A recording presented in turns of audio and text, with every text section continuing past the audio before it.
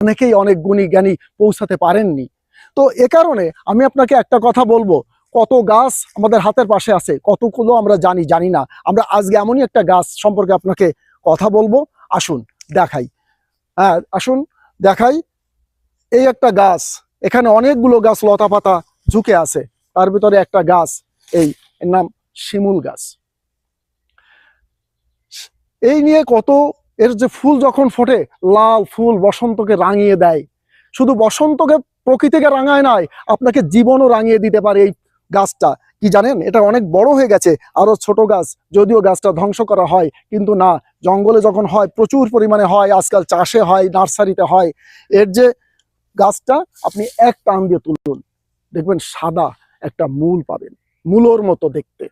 ওটাকে ছেটে, ওটাকে অংশ যদি আপনি প্রতিদিন সকালে চিবিয়ে চিবিয়ে খান, যেমন করে আপনি আখ খান, অন্য অন্য গাজর খান, এমন করে যদি এই মূলটা চিবিয়ে খান, তাহলে আপনার কয়েকটা রোগ ভালো হবে। ছেলে মেয়ে বাচ্চা যে কেউ খেতে পারে। প্রথমত ক্ষয় রোগ সারা জীবনের জন্য চলে যাবে।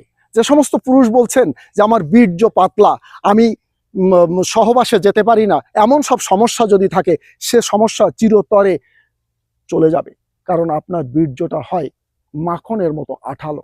এই শিমুল মূল আর ক্ষয়রোগ চিরতরে চলে যায়।